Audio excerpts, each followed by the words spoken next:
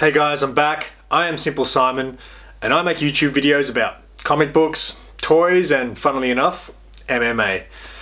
Or as Raul Martinez would call me, a homo talking about MMA. But that's okay, because no one gives a fuck about Raul Martinez, right? So let's talk about UFC 239.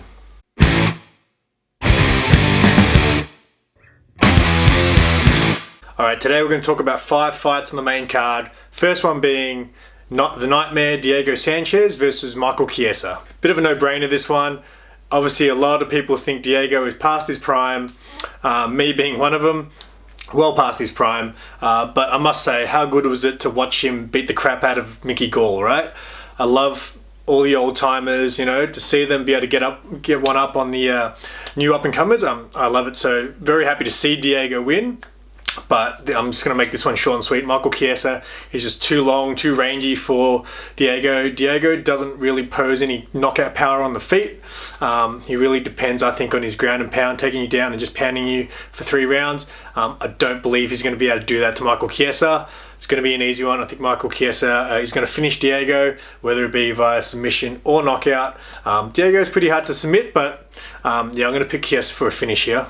Second fight, we're going to go with Jan Blachowicz, or however you say it, versus Luke Rockhold, former middleweight champion. I feel like Rockhold's probably going to be the favourite coming into this fight. He's making his light heavyweight debut. Obviously, as I just said, former middleweight champion. Luke Rockhold is very, very good, very skilled, very high level. He's just had some issues recently, I feel like, with getting the win. He obviously lost his title to Michael Bisping, got knocked out by Yoel Romero. He has had some trouble in his past few fights at middleweight, so he's come up to light heavyweight. Jan Blachowicz, let's just call him Jan. He is pretty well rounded. He's just one of those guys, he seems like he's destined to be a journeyman, but he's definitely skilled enough. I thought he was actually winning his last fight against Thiago Santos, who's going to be fighting for the belt on this same card, but obviously he did get caught. There's an interesting matchup, I think. I think Rockhold, I don't like the guy. He's very cocky and not in a good way. It just comes off like an absolute douchebag.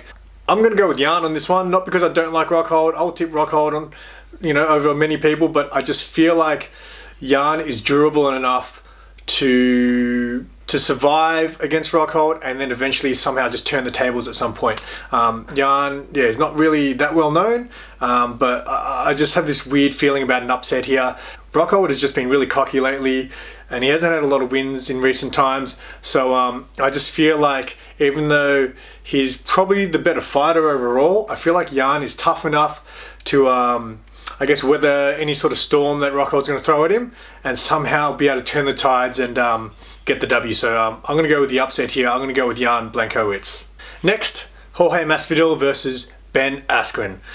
This is going to be a very interesting one. I tipped Ben Askren in his debut against Robbie Lawler, and my God, when he got dumped on his head and then just blasted on, I thought, oh my God, this is the worst tip ever, right?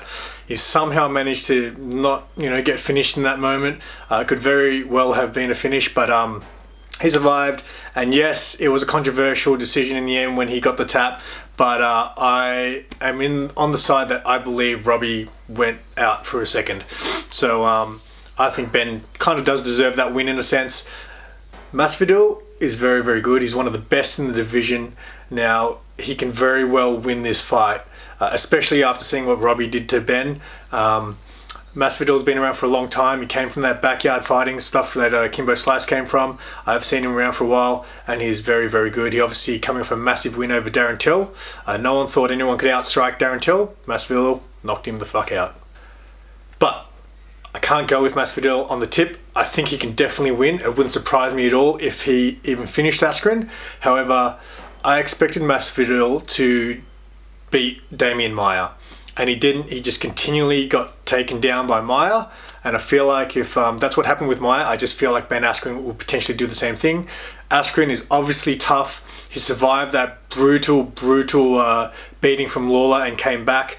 That's an amazing feat in itself. So I think Masvidal can very well win, but I'm going to go with Askren again this time, just based on the fact that Masvidal, I was so sure he was just going to embarrass Damian Maia, and Damian Maia took a decision from him. So I'm going to go with Ben Askren on this one. Okay, co-main event, the women's bantamweight titles on the line. Amanda Nunes versus Holly Holm. Very interesting fight. It's a fight that seems like it's surprising that it hasn't happened already, but these two have never fought. Holly Holm, obviously most well known for her famous head kick of Ronda Rousey, and just for the record, I called it. Can she get an upset again? Amanda Nunes is very aggressive, however, she does seem to fade a little bit as the fight goes on. I don't think that Amanda Nunes beat Valentina Shevchenko. I believe Valentina is kind of like her kryptonite, but somehow Amanda has escaped with a decision on two occasions. Good on her, not taking anything away from her. She obviously destroyed Cyborg in her last fight, even though Cyborg was very reckless. Amanda Nunes can very well win this fight. Holly Holm has lost to those aggressive strikers. She lost to Durandamy and Cyborg. Competitive fights both times, but I feel like the way to deal with Holly Holm is to be a good striker and aggressive, and Amanda Nunes is absolutely that. However, I am just sensing this thing. I think if anyone can cause an upset against Amanda Nunes, it could be Holly Holm. The reason I picked Holly Holm to beat Ronda Rousey was because I don't think Ronda Rousey has very good striking, and she definitely doesn't like getting hit. Now, if you follow Holly Holm's career before she came to the UFC, she basically would pick her opponents apart, and then late in the fight, whether it be the 3rd, 4th, or 5th round, she would knock you out with a head kick. I can see this happening in this fight. Amanda, like I said, she is known a little bit for slowing down as the fight goes on. I think she's sort of disproven that a little bit with her later 5-round performances against like Valentina. She didn't look that tired in the later rounds. However, it is something I think that's susceptible to her. And if that happens, don't be surprised if Holly Holm whips out that old head kick and shocks the world again. So it's a tough one to call. Amanda definitely has Holly Holm is a tough outing for anybody. She's such a great technical striker, but she sort of pitter-patters and she sort of picks you apart slowly and looks for that finish, I think, later in the fight. Will she be able to get it up against Amanda? I don't know. But I'm going to go with Holly on this one. I just have this feeling she's just made for these kind of upsets. Even against Cyborg, she looked good. She didn't win, but I think she won 2 of those rounds at least. So yeah, I'm going to go with an upset again here. I'm going to go for Holly Holm on this one. Now the main event, Jon Jones versus Thiago Santos. Who doesn't love Thiago Santos, right? He fights like an absolute reckless man. Looks like he has no technique at all. And when he hits you, you go night-night. Now, Jon Jones, for a long time, I've been saying he will get caught one day. We haven't seen him get on wobbly legs, and look, he's got really skinny legs, so when he's on wobbly legs, he's going to be in trouble. We've seen him, he's got a good chin. We've seen him take hard shots from guys like Gustafsson, as well as DC, and obviously DC hits very hard, but Jon's chin is very durable. But is it durable enough to take that shot from Thiago Santos? I don't know. Thiago throws 240% into every punch. So Thiago might have to get this done within the first 2 rounds if he thinks he's going to win. Just how can you swing like that and not be tired after 30 seconds, right?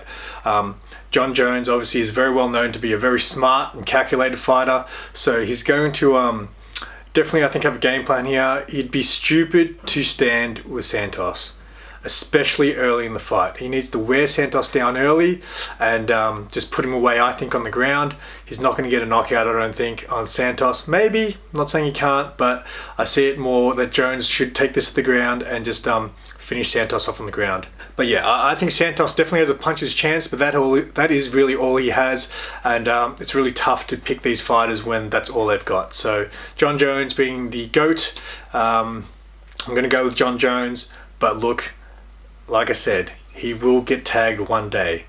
Will this weekend be that day? Who knows? Thiago Santos definitely has what it takes to touch his chin and end the run of Jon Jones. Will that happen? I'm not putting my money on it. I'm going to go with Jon Jones, but yeah, like I said, one day we all get caught. Anyway, that's my picks for this weekend's card. Sorry I didn't get this video out earlier. My laptop was in repair, so I've been wanting to do this for the last few days, but I couldn't. I'm glad to be back at it. So thank you for watching if you have watched it, and yeah, keep it simple, guys.